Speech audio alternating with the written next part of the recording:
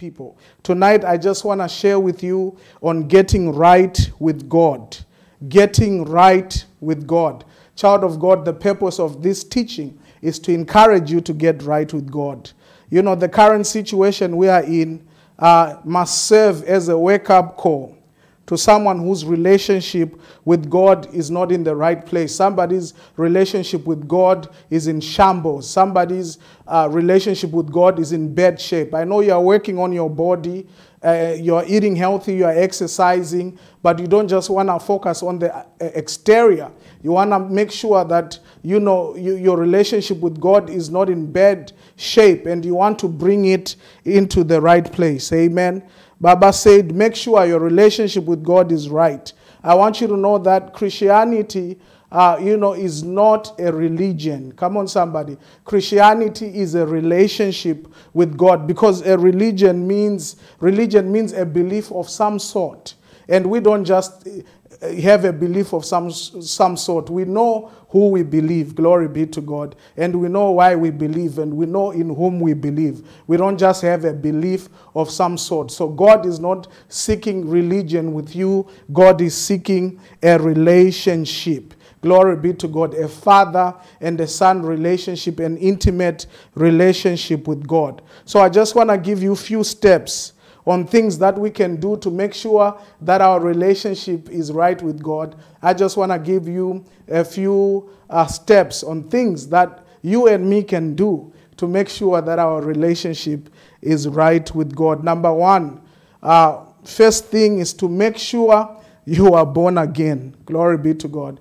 Make sure you are born again. A lot of people don't know what it means to be born again. So when you ask somebody, are you born again? They say, yeah, sure. I go, I'm born again. I go to church. No, I didn't ask you, do you go to church? Come on, somebody. I asked, are you born again? They say, oh yeah, I'm born again. I go to such and such denomination. I didn't ask that. I asked, are you born again? Because it's possible to be a member of a denomination but not be in the kingdom of God. Some might say, hold up, pastor, hold up. It seems like you are preaching to the choir today, but I just want you to let you know that, I might be preaching to the choir, but I know that there are some people who are in the choir who are not born again. Are you getting the teaching? There is a funny story about, this pastor. He used to preach every Sunday, you must be born again. You must be born again. And every Sunday he used to preach that. So people wrote Baba Guti a letter and they complained. They said, the pastor you gave us, he only has one message. You must be born again, but we are born again. So Baba called the pastor to his office. He said, Pastor, what is wrong? Don't you have another message? Haven't you been to Bible school? And the pastor said, Baba, when they are born again, I will change my message.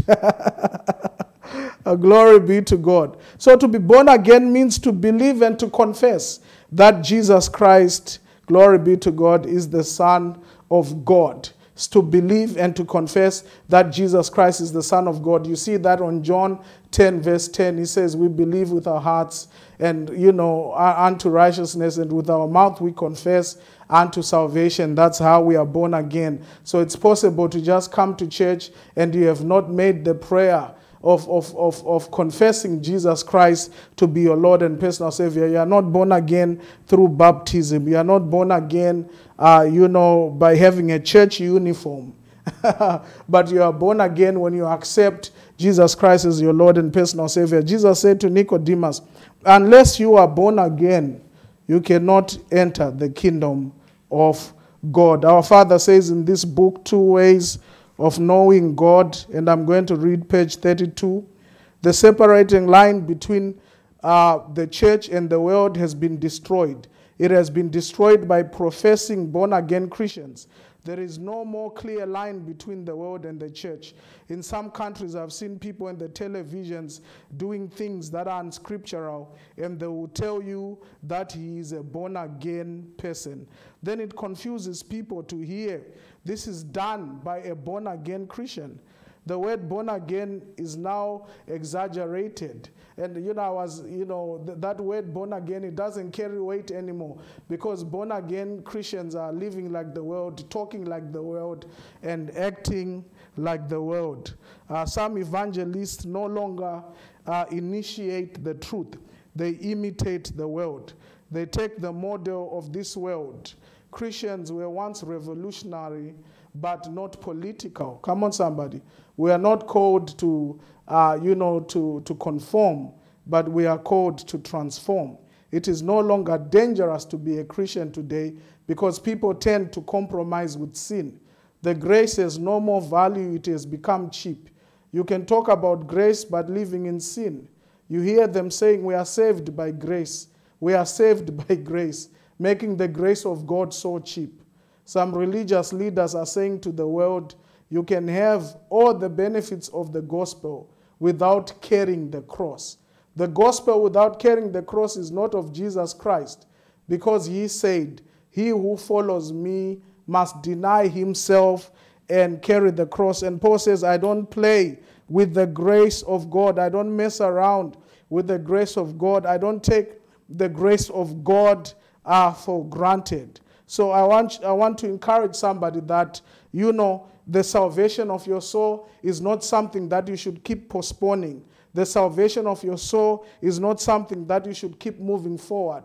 I grew up in this church. I can say I was born in the church, but I was born in the hospital. But when I was born, my mother was already a strong member of Forward in Faith.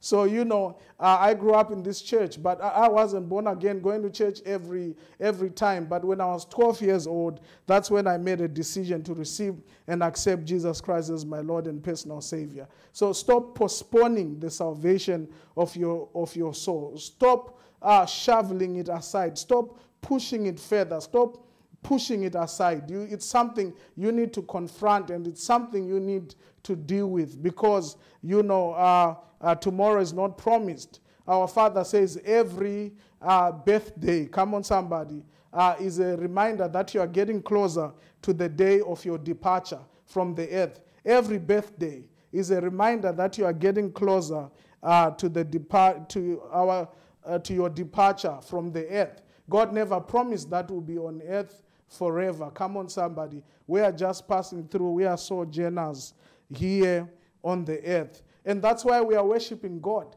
so that one day I can be in his presence forever. We are not worshiping God to live here forever. We are worshiping so that one day I can be in the presence of the Lord forever. I remember my wife and I were walking in a shopping mall in Perth, and as we were doing our shopping, the Holy Spirit impressed on my heart to witness to this girl who was one of the sales lady in there.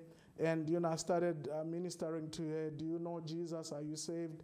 Are you born again? She said, no, I'm not ready, because, I still want to enjoy life. I want to enjoy life. Then I'll think about that later. And she looked at me. She said, is this your wife? I said, she's my wife. And she said, why did you marry so early? You are too young. You should have enjoyed life before you got married. And I posed a very important question to her. I said, how do you know you'll be alive tomorrow? How do you know you'll be alive 1 hour later or 2 hours later? Who promised you that you'll be alive tomorrow? Who promised you that you'll be alive 2 hours later? Matthew 6 verse 34. Matthew 6 verse 34 says, therefore do not worry about tomorrow, for tomorrow will worry about its own things. Sufficient for the day is the trouble thereof. So you don't have tomorrow. What you have is today. And today, come on somebody, you must maximize it. Today, come on somebody, you must make a decision that though I've been going to church, but I want to make sure that I'm saved.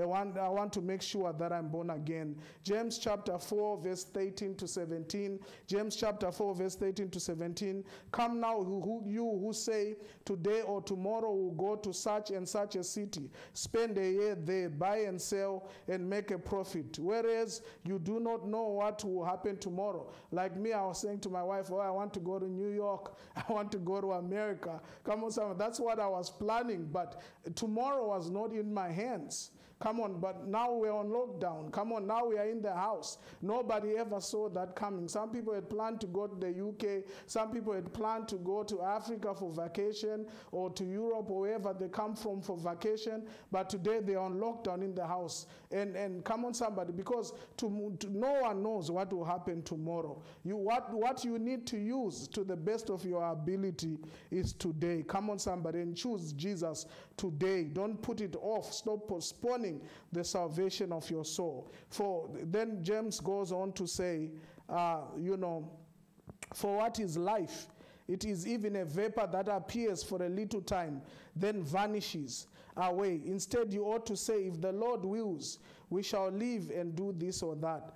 But now you boast in your arrogance. All such boasting is evil. Therefore, to him who knows to do good and does not do it, to him it is sin. So you need to get things right with God today, because you don't know what's going to happen tomorrow. Everybody who has left this earth, they never wanted to leave. They still had things to do. They still had places to go. They still had a lot to offer. But when that time comes, you cannot negotiate. You cannot bribe your way out. You cannot buy your way out. Come on, hear his voice whilst it is still called today. Give your life to him whilst it is still called today. Proverbs 27:1. Proverbs 27 verse 1. Do not boast about tomorrow, for you do not know what a day may bring forth. Do not boast about tomorrow, for you do not know what a day will bring forth. Some people say, when I get good, I will get God. Come on, somebody. But I always say that in order to get good, you need to get God. You cannot be good on your own. You cannot change yourself. But it only takes God to change you. Glory be to God. Your goodness cannot save you. Your own righteousness cannot save you. You need the goodness of Jesus. You need the righteousness of Jesus, and that is what's going to save you. The one who created you is the one who can help you to become all you are supposed to be. The one who created you is the one who can help you to become all you are supposed to be. Hashtag, Jesus said, without me, you can do nothing. Without Jesus, we are nothing. Glory be to God. I want you to know that, in Forward in Faith, we don't give a specific day or a specific hour or a specific minute when Jesus is coming. But in Forward in Faith, we teach that Jesus can come anytime, because the Bible says no one knows the day, no one knows the hour. Glory be to God. What we teach is, what would you do if you knew Jesus was coming today? Come on, somebody. Then do that every day, knowing that Jesus can come anytime. What changes would you make if you knew Jesus was coming?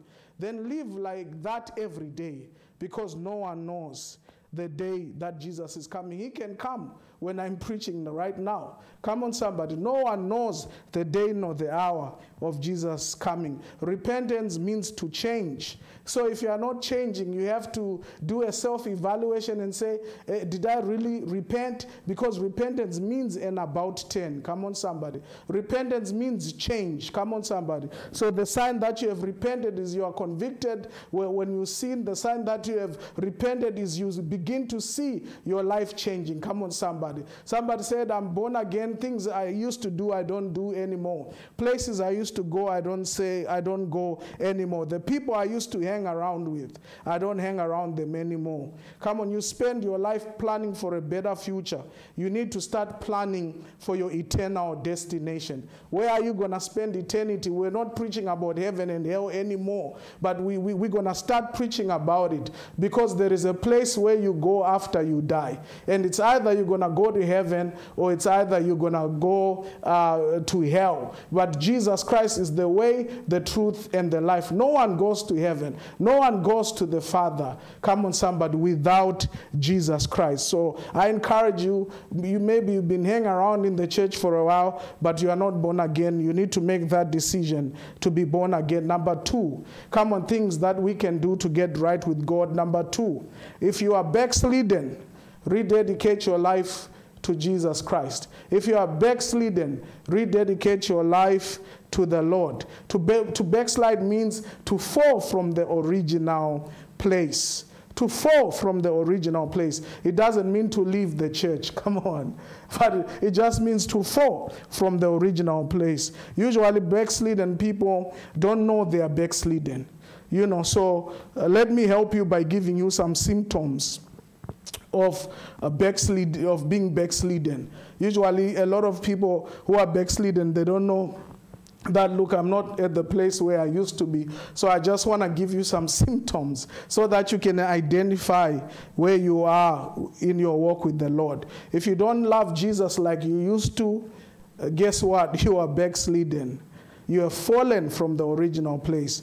If you have been feeling distant from God, it's a sign that you are backslidden. Come on, somebody. If you feel there's a crevice or there is a gorge between you and God, come on, you have fallen from the original place. If you are no longer enthusiastic and excited about the things of God, you are backslidden, because God does not go where he's tolerated. God goes where he's celebrated. If you drink and smoke and sleep around, if you are living in or you're shacking up with someone who's not, you are not married to, come on, somebody, it's a sign that you are backslidden. If you are cheating on your husband or cheating on your wife, it's a sign that you are backslidden. If you are playing church, you know, chances are you are backslidden. If you are trying to have the best of both worlds, trying to have the best of the world and trying to have the best of God at the same time, it's a sign that you are backslidden. Jesus talks about two parables in the Gospels. He talks about, in one of the Gospels, I think it's the Gospel of Luke, he talks about the parable of the lost sheep. The lost sheep got lost outside the house. Then he also spoke about the parable of the lost coin. The lost coin got lost in the house. So the first group of people I spoke to about receiving Jesus Christ, come on, somebody, they are lost. Come on, somebody. They think they're in the house, but they are lost outside. Then the second group of people who are backslidden, who need to rededicate their life to Jesus, come on, somebody, they are like the lost coin. They are lost in the house. They are in the house, but they are lost. So I want to speak to some lost coins that are out there, that, you know, you need to get your life right with God. You need to get your stuff right with God, because you can be in the house but out of fellowship with the Lord. Some people are God's distant relative, related to God, but they are distant from him because there is no intimacy and there is no fellowship, and they are refusing to surrender. Today you must surrender. Glory be to God. Today you must give him your life. Today you must let him into every little compartment, every little corner of your life, and say, Jesus, you can come in and you can drive this ship. Jesus, you can come in. You can sit on the throne of my mind. You can sit on the throne of my heart. Glory be to God. Jesus, I lay down my agenda for your agenda. I don't have an agenda anymore. You are my agenda. Glory be to God. Jesus said, when you pray, you say, not my will, but your will be done. Glory be to God. Let your kingdom come. Let your will be done. So you must surrender and allow the will of God to dominate you, and allow the will of God to run your life and to control your life. Come on, you can be in the house but just going through the motions. You can be in the house but participating, come on somebody, in just the routine, you know, the routine program. Come on somebody. From devotion we go to the secretary, from the MC, the secretary, testimonies. Come on, just going through, come on somebody, the routine of our worship services. You can be, come on somebody, in the house, come on, but not connected to the presence of God. I don't just want to go to church. Come on, somebody. I want to be connected. I don't just want to have church online. I want to be connected. I want to sense God move in my life. I want to sense God move in my spirit. Baba Gutiyo says some people don't have God in their life. Yeah, their God is at church. In their own life, there is no God there. And some people just have the name God, but they don't have God. Come on, somebody. Don't just have the name God. Come on, somebody. You must have a big God in your life. You know, I want to share with you a tragic story of one of the things that happened when I was, in my backslidden state. One of our friends during the 10 days rededicated his life to the Lord, and he was on fire for God. And during those 10 days, he got filled with the Holy Spirit. And when we heard it, we started laughing at him. We started mocking him. Come on, somebody. We started ridiculing him. We started, just making fun of the guy. And what happened is we discouraged him. Then he stopped going to church. And he started drinking again, started going to the club with us again. But many years later, me and a few of my friends, we became pastors, and we ended up in Bible school. And that friend who allowed us to discourage him from following God and discouraged him from rededicating his life to the Lord, he ended up with HIV/AIDS. The moral of the story is, don't allow people to hinder you from making things right with God because you've been in the church for a long time. Never sacrifice your relationship with God at the altar of friendship. Come on, somebody. When God visits you, respond. Come on, somebody. Because you don't know what he's saving you from. God had touched this guy during the 10 days of prayer because he knew that HIV, was lurking. He knew, that there was a pit that was right in front of him, and God had snatched him. But he allowed us to discourage him. There are some things you should never vote on in life. There are some things you should never, get a consensus on in life. There are some things you just need to move. Come on, somebody. When God visits you, when God speaks to you, he's speaking to you right now as I'm speaking. Just move. Just respond and rededicate your life to the Lord. There are some things you shouldn't allow people to decide for you because they are not the ones who will face the consequences. Like marriage, you can't allow anybody to decide who you should marry because only you will live with the consequences. Only you will live with that joker. Are you getting what I'm saying? So there are some things that are individual decisions, and there are some things that require conscious decisions. And a conscious decision is something that you follow through. It's something that you stick on and remain steadfast and persevere till the end. And even when I rededicated my life to the Lord, come on, somebody, and the same friend started discouraging me. Hey, Jay, he'll be back. He'll be back. He'll be back to drinking. He'll be back to the club. He'll be back. Come on, somebody. It's been over, 25 years or something. I have never gone back. Come on, somebody. Glory be to God. God has kept me, and God has strengthened me. Child of God, come on, when you make a resolve, the Bible says Daniel, come on, somebody, he resolved. Come on, Daniel resolved that he would not defile himself. Come on, he made a conscious decision, and he followed through on his decision. Come on, somebody. So don't let your clique, come on, somebody. Don't let your girlfriends, don't let your boyfriends hinder you, come on, from yielding right now to the conviction of the Holy Spirit. Glory be to God. This is one thing you can't vote on. This is one thing you cannot consult flesh and blood on. This is a decision that you have to make by yourself. Glory be to God. If you are going to go into the best of God, you have to be willing to go alone. Come on, somebody. If you are going to go into the best of God, you have to be willing to go alone. Number 3, come on, pursue love and pursue a clean heart. Pray for a clean heart. Matthew chapter 5, 7 and 8 says, "What? Blessed are the merciful, for they shall obtain mercy. Blessed are the pure in heart, for they shall see God." So, you have to forgive God. Stop blaming God for things that happened in your life. Come on, somebody. You can't spend eternity with God whom you are mad at.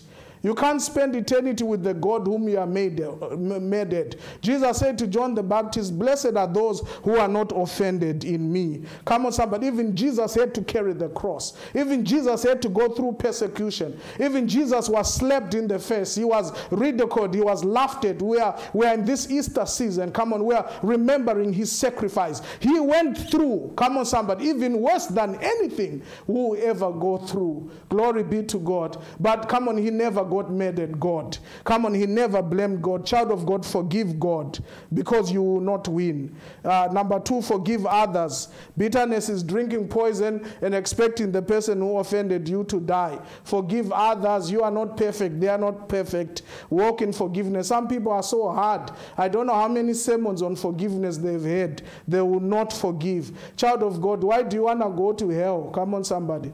For just not forgiving someone, and go to hell with people who are making millions, come on, from sinning, come on, people who are sinning from the day they were born, come on, eating the world, enjoying the world, come on, somebody. And you, just because you can't forgive someone, you go to hell. Because God says, if you will not forgive your brother, then I will not forgive you, because we are forgiven as we forgive. And do yourself a favor and forgive. Come on, somebody. Also forgive yourself. You are not perfect. Don't be hard on yourself. Learn to laugh at yourself. Your relationship with yourself affects your relationship with others. Your relationship with yourself affects your relationship with others. If you don't have a good relationship with yourself, you are not going to have a good relationship with other people. So forgive. Glory be. Have a clean heart, so that nothing will hinder you from seeing God. I always laugh. I'm not saying that Hitler went to hell, but let's say Hitler went to hell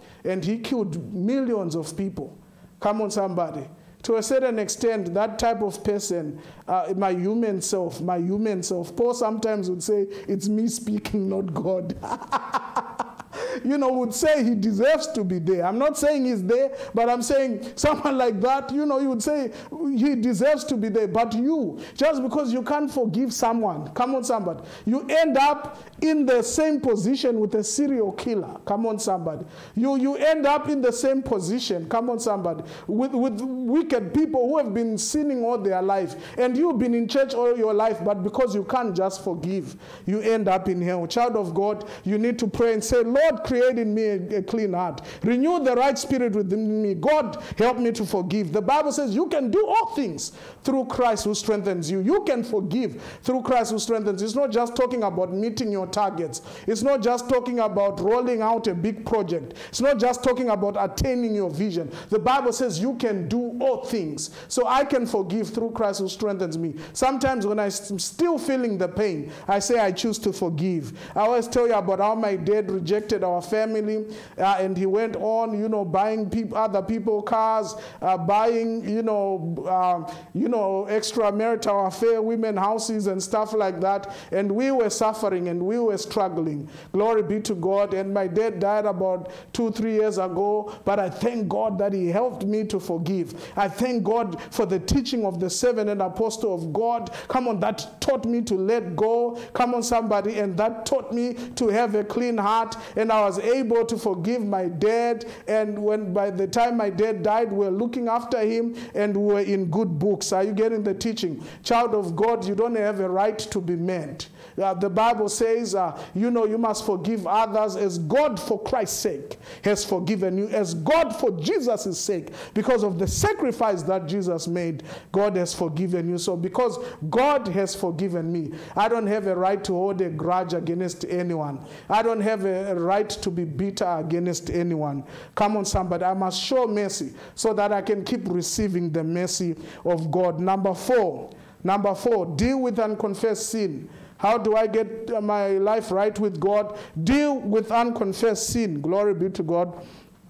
God is not looking for perfect people. He's looking for repented people. There are two types of sins I want to talk about. There is a sin you confess to God by yourself in your corner. Come on. And you say you sense peace and the guilt leaves. Come on, somebody. That's one type of sin. Then there is another sin where no matter how much you confess, come on, somebody, in your little corner, confessing every day, you still feel guilty and you still feel condemned. That's the type of sin that you need to confess to another. That word confession is the word exmologio, confessing of one's sin, public acknowledgement of one's sin. We only know homologio, saying the same thing as. But there is another type of confession which is exmologio, which means a public acknowledgement of one's sins. When this church was in its infancy, people used to stand and they'll say, oh, I had an argument with my wife on the way to church. I want God to forgive me. I took a pen from work. I didn't ask for it.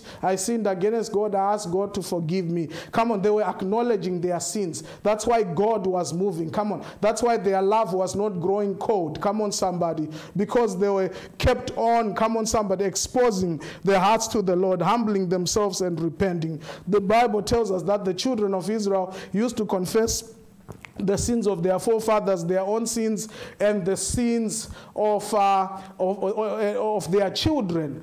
Each time they used to confess the sins of their fathers, their sins, the sins of their children. And the Bible says they came to John the Baptist and they were confessing, they were being baptized, confessing their sins. Exmologio. The Bible says, confess your sins one to another. Come on, and pray for one another and you'll be healed. I always say, when you mess up, face up. When you mess up, face up. Come on, don't cover up. Come on, when you mess up, face up. You are not the cover of sins. The blood of Jesus is the cover of sins. Look at Adam and Eve. When they sinned against God, they tried to cover themselves with leaves, but it was inadequate. It was not sufficient.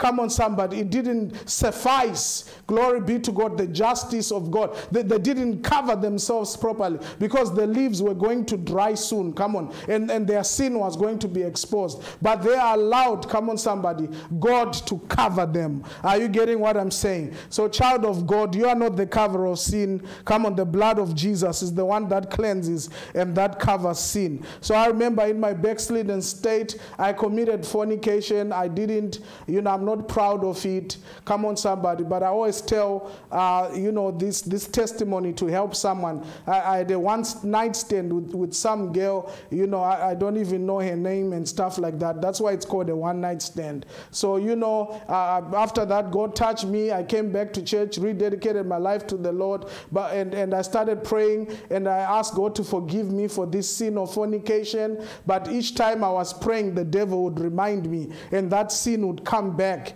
That sin would just pop up. And, you start seeing the images. Come on, you start going through the guilt and the shame again. But I was praying in my corner, and I was confessing to God. But you know what? The guilt and the condemnation did not go away until I phoned my pastor and I said, Pastor, I've got something I want to share, to speak to you about. So my pastor came, we sat in his car and we started talking, and I confessed my sin. I confessed about this one night stand, how I slept with this girl. When you go for confession, don't say, I have a headache. If you stole money, say I stole money. Don't say, oh, I have a headache. Come on, because you are chickening out. You have to embarrass sin before sin embarrasses you. You have to expose sin before sin exposes you. You have to humble yourself, or else God will humble you.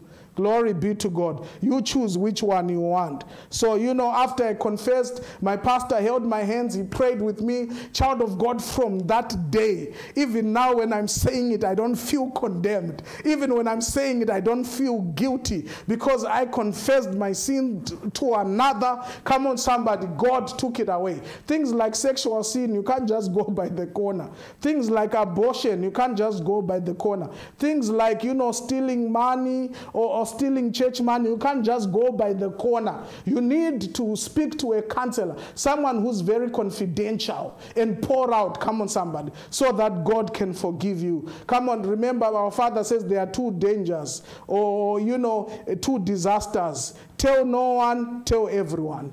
Confide in no one, confide in everyone. Confide in no one, confide in everyone. Tell no one, tell everyone. And don't tell your friends who don't have the spiritual equipment, come on somebody, to be able to cross you over out of that mess. Are you getting the teaching? I'm free, come on somebody, because of exmologio, because I confess to another. 1 John chapter 1 verse 9 says what? When we confess our sins, he's faithful and just to forgive us and to cleanse us of all unrighteousness. Proverbs 28:13 says, if we are, whoever covers his sins, whoever hides his sin will not prosper. But whosoever confesses and forsakes shall have mercy. So we don't just confess only, but we confess and we forsake. Our Father Babaguti in this book, Two Ways of Knowing God, page 34, he says, sometimes prayer is not only useless, but it is wrong. All-night prayer meetings which are not followed by practical repentance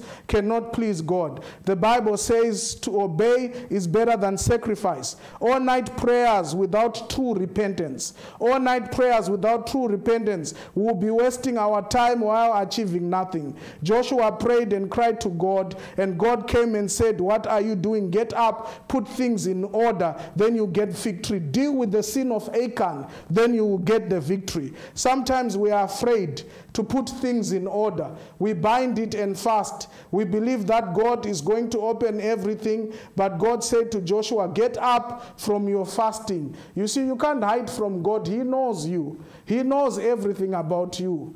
Come on, the Bible says he knows what you think before you even think it, what you say before you even say it. He knows you intimately. He sees you even in the dark places. So there is no need to hide. There is no need to pretend. Mama Guti said, deceit has entered the church. Deceit has entered the church. Hypocrisy has entered the church. So you have to make up your mind that I don't want to be deceitful. I don't want to, deceive myself. I don't want to deceive others. I don't want to, be a hypocrite. Come on, I want to be transparent. Paul says, I long to serve God with a clean conscience. Glory be to God. Put things in order, then victory is yours. Sometimes you sin, you just fast, then you think God is going to wipe out the sin. But God said to Joshua, get up, put things in order, deal with the sin of Achan. If you want victory, if you want breakthrough, if you want to win over your enemies. I have said prayer sometimes is not just useless, but it is wrong if it doesn't have practical repentance.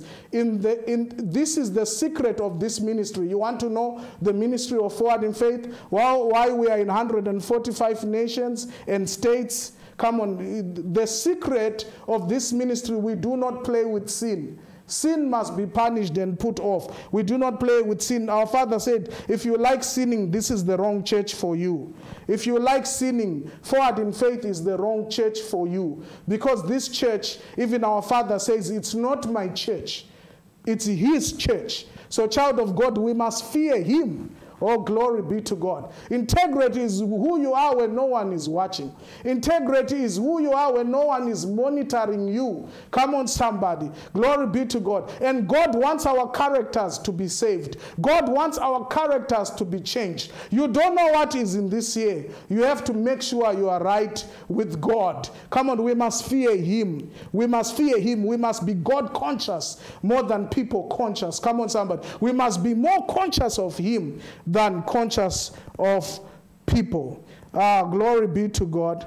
I'm going to read page 36 again. We are about to close. Glory be to God. Hallelujah. This is the secret of this ministry. We do not play with sin. Sin must be punished and put off. You know what made Jesus to die on the cross? It's sin. Jesus suffered because of sin. And me, a child of God, who's a benefactor of the atoning work of Christ, why should I entertain sin? That made Jesus suffer. That made Jesus die. Why should I mess around with sin? that caused Jesus to be mocked, that caused Jesus, come on somebody, to be laughed at, that caused Jesus to be scorned. Why should I entertain the thing that made my servant, my master suffer? So you have to realize that the word holiness means to be loyal. Child of God, we have to be loyal. You can't be in bed with the enemy, come on somebody, and at the same time be in a relationship with God. You can't have the devil as your side thing going on. You can't have the devil as your side chick going on, and at the same time you are married to God. A lot of people are married to God, come on, but they are cheating on him with the devil. A lot of people are married to God, but they are cheating on him with the world. Child of God, it's time to come out of those things and be loyal to God. Number 5, as I finish,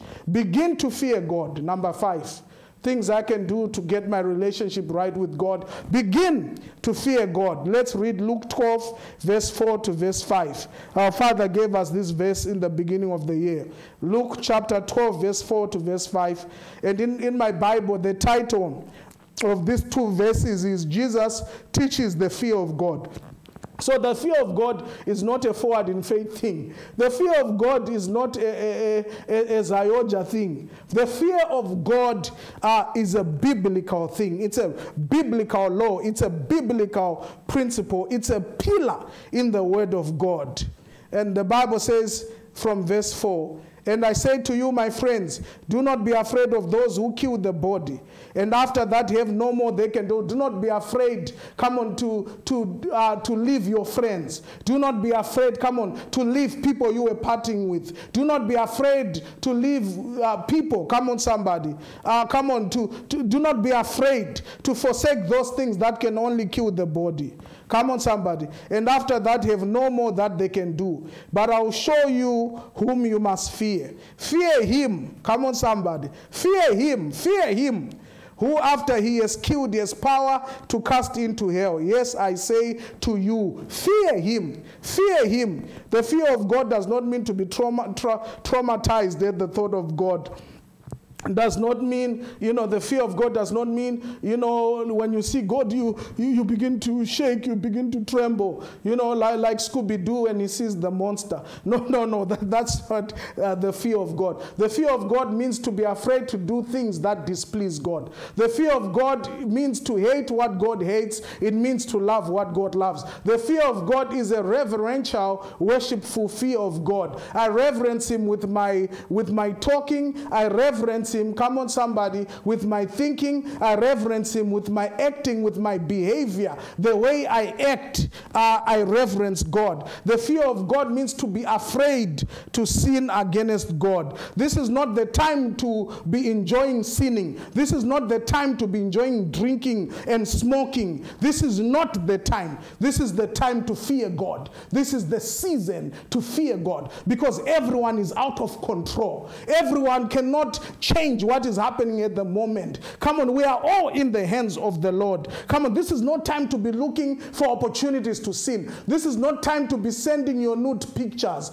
Come on, this is not time to be having internet sex. Come on, somebody, this is the time to fear God. You are doing the wrong thing in the wrong time. Child of God, you have to repent, for the kingdom of God is in heaven. Are you getting my teaching? Our Father said coronavirus is only one of the things. It's not the only thing. If you look in Australia had the biggest bushfires in the history of that nation. Over 500 million animals died in Australia. Over 20-something people died. Thousands of properties were lost. Come on, our Father says this year is different. And child of God, it's the wrong year to be playing with sin. It's the wrong year to be fornicating. It's the wrong year to be committing adultery. Come on, somebody. It's the wrong year to be cheating on your wife or cheating on your husband. Come on, while it is still cold today, whilst you have this chance, you need to begin to fear God. I always tell people that grace, come on somebody,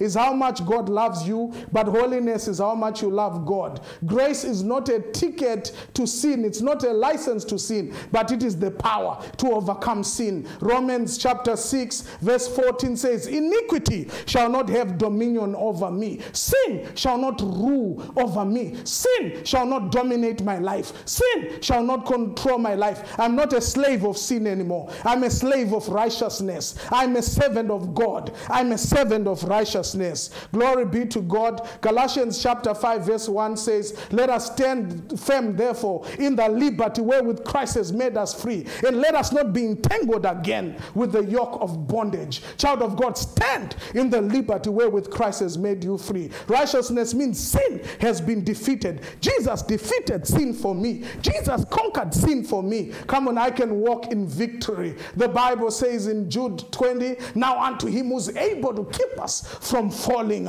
Come on, somebody, and to present us guiltless before the Lord. 2 Corinthians chapter 7 verse 1, it says, come on, somebody, now beloved brethren, having all these beloved brethren, having all these promises, let us cleanse ourselves from all the filthiness of the spirit and the filthiness of the flesh, perfecting holiness in the fear of the Lord. Come on, not just working on the flesh, but working on the spirit as well. Getting rid of bitterness, getting rid of jealousy, getting rid of envy, getting rid of short temper. Come on, working. Come on, somebody. Getting rid of the filthiness. Come on, somebody, of the spirit. Come on, somebody. And then getting rid of things like gossip. Come on, getting rid of things like backbiting. Getting rid of things like criticizing. Come on, somebody. Come on, getting rid of things like malice. Are you getting what I'm teaching? Come on, somebody. Then the Bible says, and also filthiness of the flesh, perfecting holiness in the fear of the Lord. The Bible says, they that fear the Lord, their days shall be prolonged, but the years of the wicked shall be cut off. The Bible says the wicked shall be cut off, but the righteous shall inherit the earth.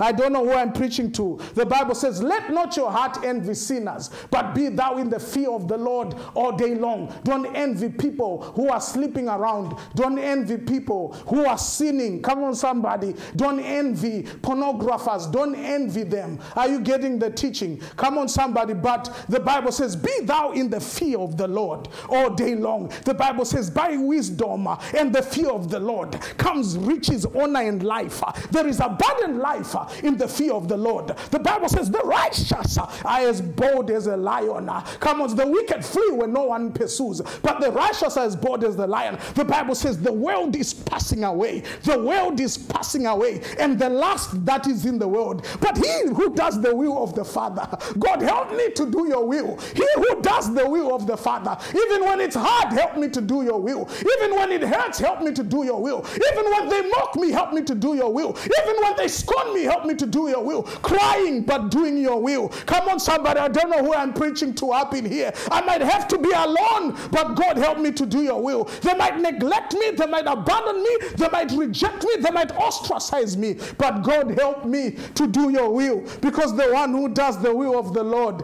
he shall live forever. Jesus said, if you love me, keep my commandments. Glory be to God. And Psalms 34 verse 7 says, the angels of the Lord encamp about those who fear him. Not churchgoers, not those who just warm the pew, not just who just have the name Christian but they don't have God, but the angels of the Lord, they encamp about those who fear God. When you fear God, when you live a holy life, you are not afraid of death. You are not afraid to die, because you know that you have eternal life living inside of you, because you know you have the way, the truth, and the life living inside of you. When you are born again, come on somebody, when you are born again, when you are living a holy life, when you are pleasing God, you are not afraid. You are not afraid. Anything can come, anything can happen, but you are not afraid, glory be to God, of death, because you have life living in the inside of you. Come on, lift your hands, begin to pray. Come on, begin to make it right. Begin to forgive. Come on, begin to repent. Come on, begin to confess. Come on, begin to confess. Come on, begin to say, help me, God, so that I can fear you. Help me, God, so that I can live a holy life. Help me, God. Help me, God. Some people are not afraid.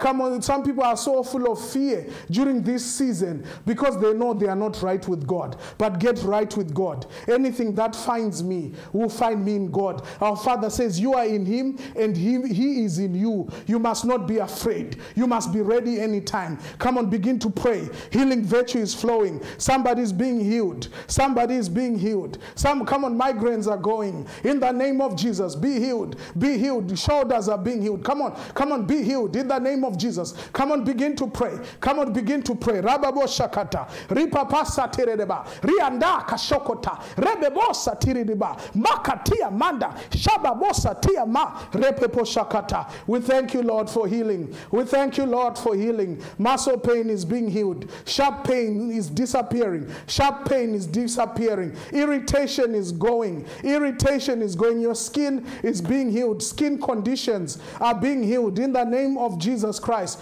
God is restoring your eyesight. You are now seeing 70%. Come on. God is giving you 100% eyesight. Come on, somebody. In the name of Jesus. Everything that the enemy stole, God is giving it back to you. As we finish, I want to pray with those people, even those who go to church who have their denomination, even those who come to our church. I want to pray with you so that you can receive Jesus. You know you are not saved.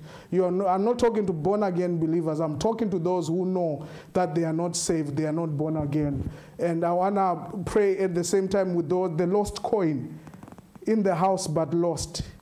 In the house, come on somebody, but disoriented. In the house, but disconnected. I want to pray with you. I want you to pray after me. The prayer of rededicating your life to God and receiving Jesus for the first time in your life. No one is seeing you. You're in the privacy of your own home. No one is going to look at you funny. No one, it's just you and God. Be honest before God, because on Judgment Day, it will be you and God. Pastor will not be there. Friends will not be there. So right now it's just you and God. And that's what it's going to be on Judgment Day. So I want you to pray with me. Say, Lord Jesus, I come to you. I admit and I accept that I'm a sinner. But now I believe that Jesus Christ is the Son of God. He came on earth, died for my sins. And on the third day, I believe the Lord Jesus rose again. Lord Jesus, I ask you to forgive me of all my sins. I ask you to wash me with your blood. I ask you to cleanse me. Lord Jesus, I open the door to my heart. Lord Jesus, I open the door to my heart. And I ask you to come in and be the Lord and the Master and the Savior of my life. Save me, Jesus. I thank you for forgiving me. I thank you for saving me. I thank you that I'm a child of God. In the name of Jesus, I see you are struggling with forgiveness. Say, Lord, help me to forgive. Come on, pray. Everybody, if you are struggling, help me to forgive. Help me to let go. Give me a clean heart. Give me a clean heart. I want to see you. I want to see you in my life. I want to see you. Give me a clean heart, Lord. I let go. Yes, someone is crying right now. Yes, it's coming off. It's like God is removing a hammer. He's removing the weight that was on your heart, removing the weight that was on your shoulders. He's cleansing you. He's doing a work in you. If you want to be a member of Forward in Faith, I want to pray with you. Lord, I pray for that one who has decided to be a member of this church. The anointing, the blessing, the favor on this ministry to begin to flow in their lives. In Jesus' name, we welcome you as a member of Forward in Faith Ministries. In Jesus' name, join us. We pray every 5 a.m. in this season. Glory be to God. Listen, if God healed you, if God touched you, if you rededicated your life to the Lord, come on, I would like to know what God has done so that we can give him glory together. Come on, it's a good thing. You don't need to hide it. It's a wonderful thing. Come on, let that light shine so that somebody else can be encouraged, somebody else can be blessed. Listen, if you are afraid, say, I've not received the spirit of fear, but a spirit of power, love, and a sound mind. If you are looking for a job, say, I'm not looking for a job. Somebody reminded me to say, Pastor, come on, don't drop that ball. If you are looking for a job, say, I'm not looking for a job. My job is looking for me. Come on, if you are working at home, say, I'm not looking for clients. Clients are looking for me. Opportunities are looking for me. And some of you in this season, you'll be promoted. I'm not chasing promotion. I'm just chasing God. And as I'm chasing God, promotion is chasing me. In Jesus' name, may the Lord bless you and keep you. May the Lord cause his face to shine upon you. Be gracious unto you. Lift up his countenance upon you. Give you peace. Let the love of the Father, the grace of our Lord Jesus Christ, the fellowship of the Holy Spirit be with us all. In Jesus' name, amen. Somebody shout, I'm blessed, I'm blessed, I'm blessed, I'm blessed. I'm blessed, I'm blessed, I'm blessed, I'm blessed. God bless you. We love you. Have a good evening. Hallelujah, hallelujah, hallelujah.